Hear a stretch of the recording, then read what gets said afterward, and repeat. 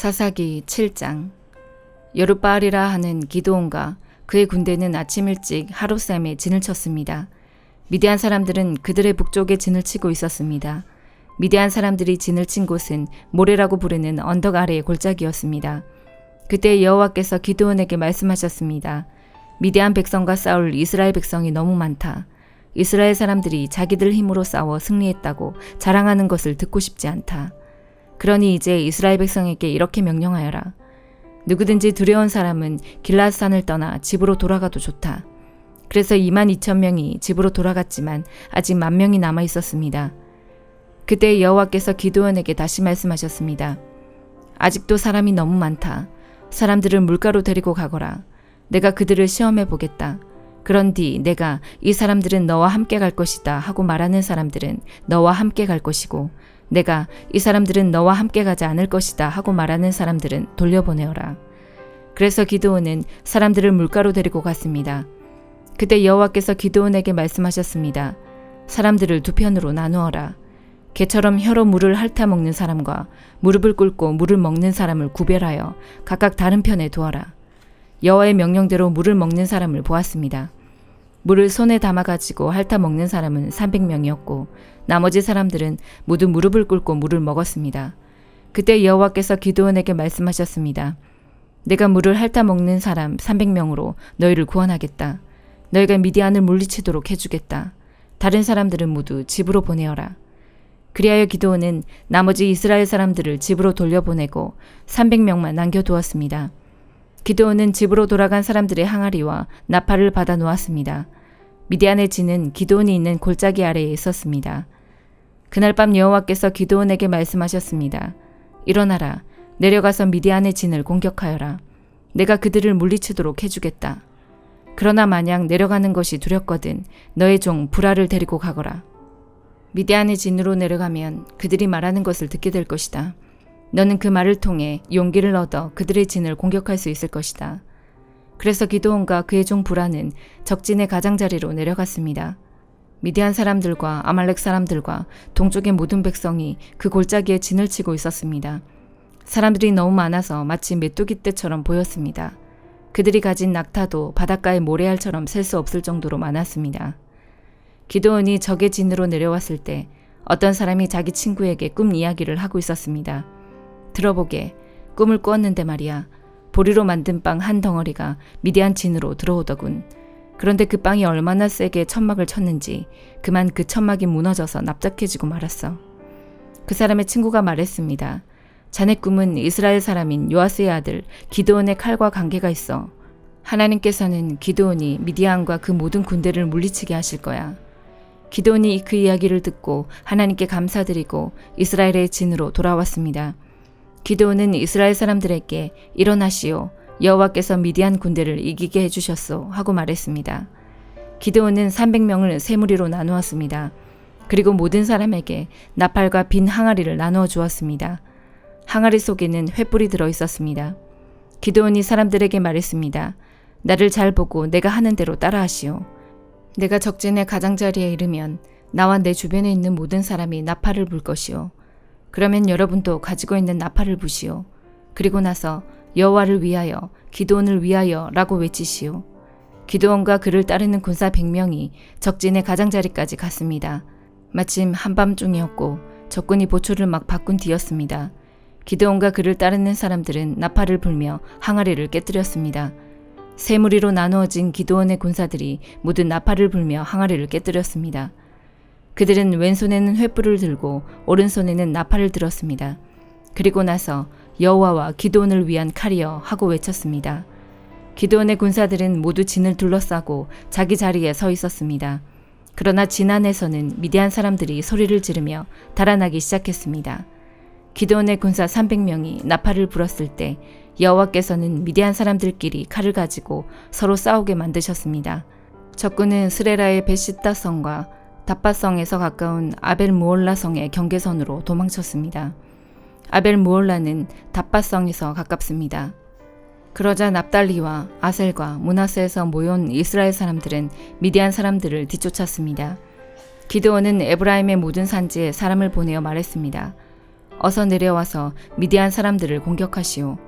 벳바라까지 요단강을 지키시오. 그래서 미디안 사람들이 요단강을 건너지 못하도록 하시오. 그리하여 에브라임 사람들이 다 모였습니다. 그들은 벳바라까지 요단강을 지켰습니다. 에브라임 사람들은 오렙과 스앱이라는 이름을 가진 미디안 왕 두 사람을 사로잡았습니다. 에브라임 사람들은 오렙을 오렙 바위에서 죽였고 스앱은 스앱의 포도주 틀에서 죽였습니다. 그리고 에브라임 사람들은 계속해서 미디안 사람들을 뒤쫓았습니다. 에브라임 사람들은 오렙과 스앱의 머리를 잘라서 기드온에게 가지고 갔습니다. 그때 기드온은 요단강 동쪽에 있었습니다. 사도행전 11장. 사도들과 유다에 있는 사도들과 형제들이 이방인들도 하나님의 말씀을 받아들였다는 소식을 들었습니다. 그래서 베드로가 예루살렘에 올라가자 할례 받은 신자들이 베드로를 비난했습니다.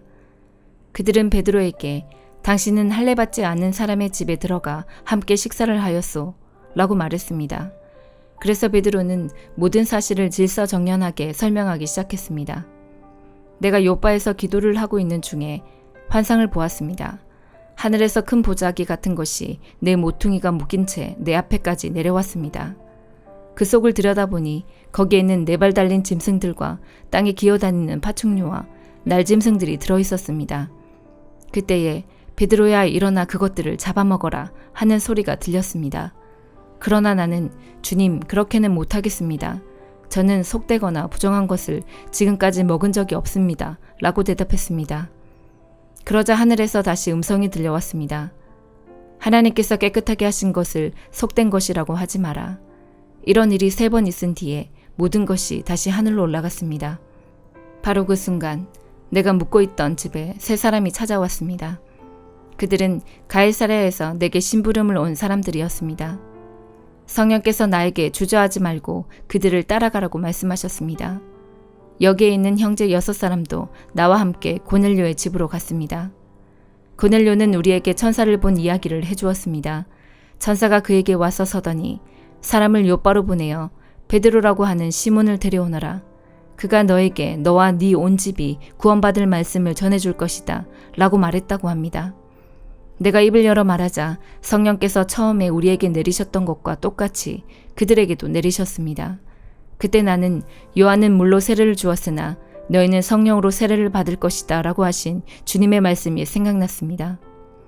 하나님께서 우리가 주 예수 그리스도를 믿었을 때에 주신 것과 똑같은 선물을 그들에게도 주셨는데 내가 누구이기에 감히 하나님께서 하시는 일을 막을 수 있겠습니까? 할례 받은 신자들은 베드로의 말을 다 듣더니 더 이상 할 말이 없어졌습니다.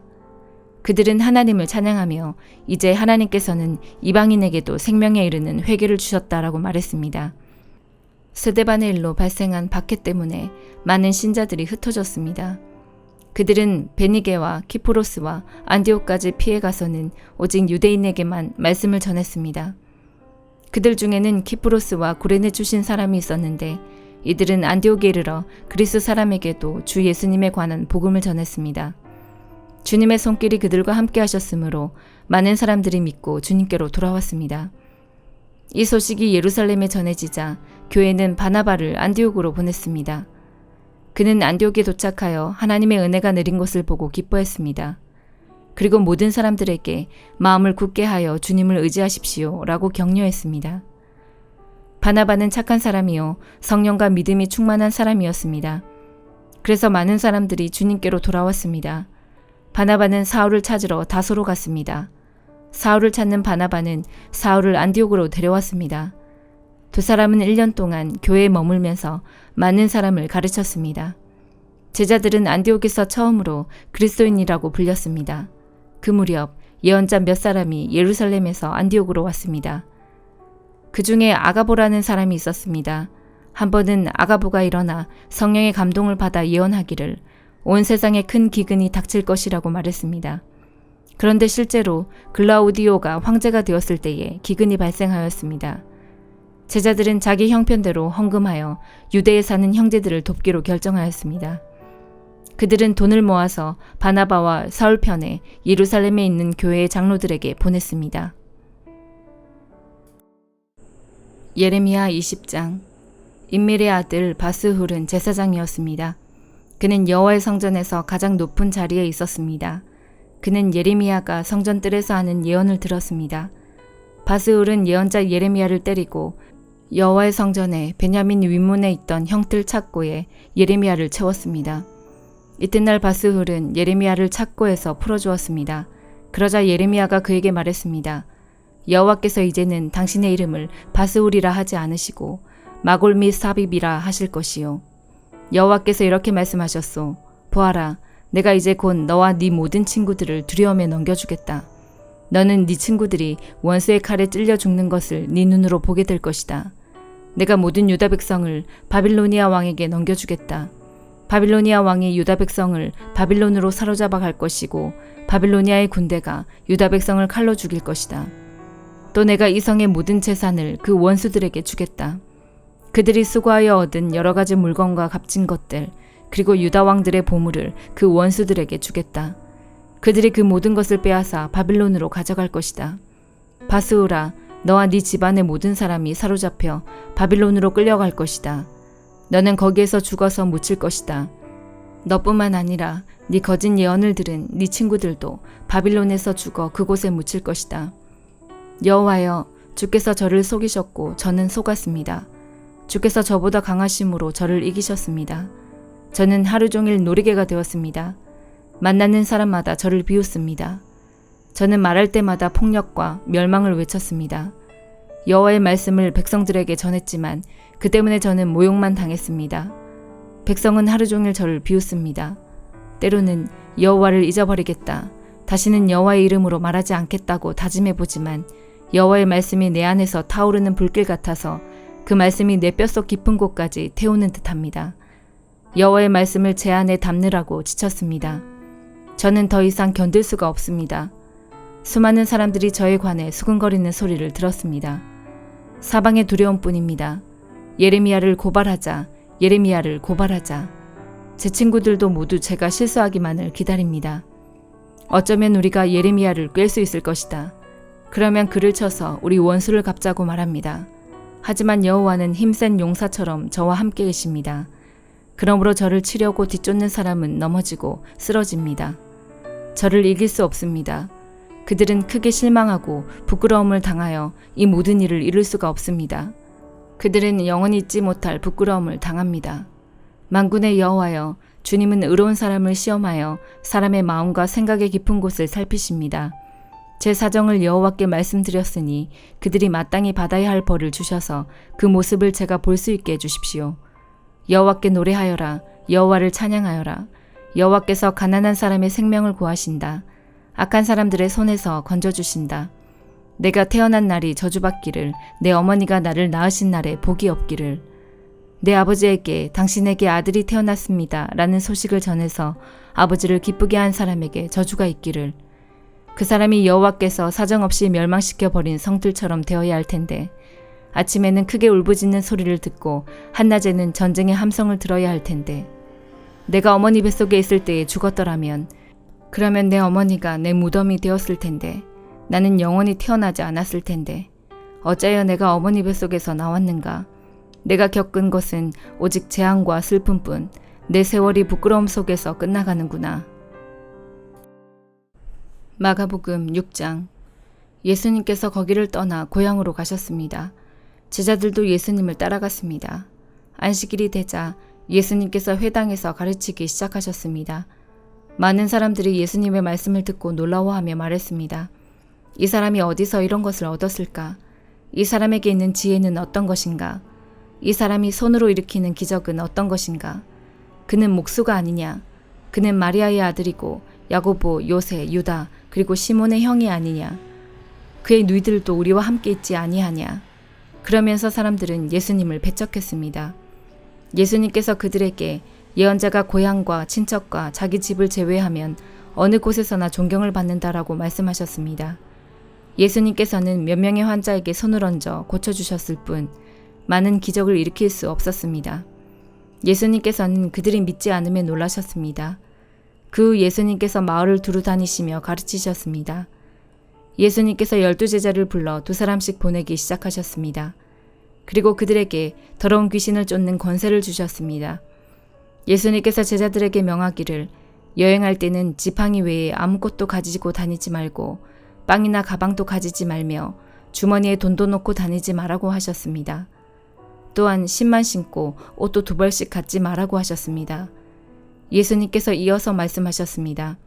어느 집에 들어가든지 마을을 떠날 때까지 거기 머무르도록 해라. 너희를 받아들이지 않거나 말씀에 귀를 기울이지 않으면 그곳에서 나올 때 신발에 묻은 먼지를 털어버려서 그들에게 증거로 삼아라. 제자들은 가서 사람들에게 회개하라고 전하였습니다. 또 많은 귀신들을 쫓아내고 많은 환자들에게 기름을 부어 병을 고쳐주었습니다. 예수님의 이름이 널리 알려져서 헤롯 왕도 예수님의 소문을 들었습니다. 사람들은 침례자 요한이 죽은 사람들 가운데서 살아난 거야. 그러니까 이런 기적이 그분에게서 나오는 거야 하고 말했습니다. 어떤 사람들은 이렇게도 말했습니다. 그분은 엘리야다. 또 다른 사람들은 그분은 옛날에 있었던 예언자와 똑같은 예언자야 라고 말했습니다. 헤롯이 이런 소리를 듣고 말했습니다. 내가 목을 잘라 죽인 요한이 다시 살아났구나. 예전에 헤롯은 요한을 잡아오게 하여 감옥에 가두어 둔 적이 있었습니다. 이는 헤로디아와 관련된 일로 헤롯이 자기 동생 빌립의 아내인 헤로디아를 아내로 삼아버렸기 때문이었습니다. 요한은 헤롯에게 자기 동생의 아내를 자기 아내로 삼는 것은 옳지 않습니다. 라고 말하곤 하였습니다. 그래서 헤로디아는 요한을 미워하였습니다. 헤로디아는 요한을 죽이고 싶었지만 그럴 수 없었습니다. 그것은 요한이 의롭고 거룩한 사람이란 것을 아는 헤롯이 요한을 두려워했기 때문입니다.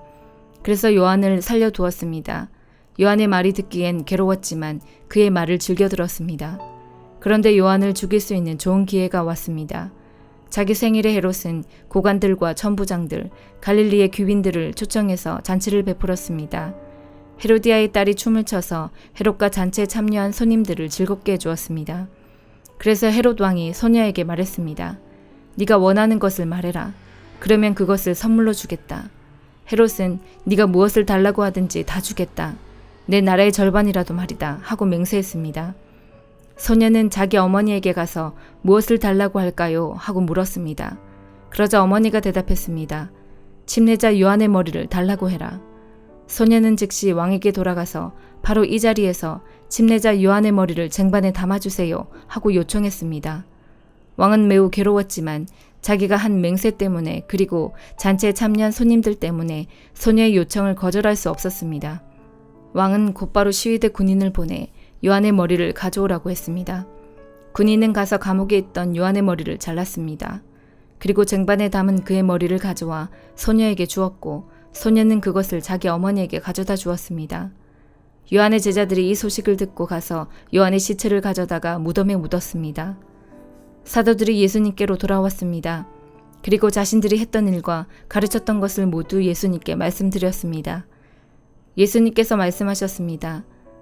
외딴 곳으로 따로 가서 잠시 쉬도록 하라. 이렇게 말씀하신 것은 오고 가는 사람들이 너무 많아 예수님과 사도들이 식사할 시간조차 없었기 때문입니다. 그래서 그들은 외딴 곳으로 배를 타고 갔습니다. 그러나 떠나는 모습을 보고 사람들이 그들인 줄 알아챘습니다. 그래서 사람들은 여러 성읍에서 길을 따라 함께 달려가서 그들보다 먼저 그곳에 이르렀습니다. 예수님께서 배에서 내리시면서 많은 사람들을 보셨습니다. 예수님께서는 그들을 불쌍히 여기셨는데 그것은 그들이 마치 목자 없는 양과 같았기 때문입니다. 예수님께서는 그들에게 많은 것을 가르쳐 주셨습니다. 이미 날이 저물었습니다. 제자들이 예수님께 와서 말했습니다. 이곳은 빈들이고 시간도 너무 늦었습니다. 그러니 사람들을 보내어 근처에 있는 농가나 마을에 가서 먹을 것을 사 먹게 하는 것이 좋겠습니다. 그러나 예수님께서 대답하셨습니다. 너희가 먹을 것을 주어라. 그들이 예수님께 말했습니다. 그러면 우리가 가서 200데나리온 어치의 빵을 사서 먹이라는 말씀이십니까? 예수님께서 그들에게 물으셨습니다. 너희가 가진 빵이 얼마나 되는지 가서 알아보아라. 그들이 알아보고 나서 말했습니다. 빵 5개와 생선 2마리가 있습니다. 예수님께서 사람들에게 무리를 지어서 풀밭에 앉으라고 하셨습니다. 사람들은 100명 혹은 50명씩 떼를 지어 앉았습니다. 예수님께서 빵 5개와 생선 2마리를 들고 하늘을 우러러보시며 감사기도를 드리셨습니다. 그리고 제자들에게 빵을 떼어서 나누어 주도록 했습니다.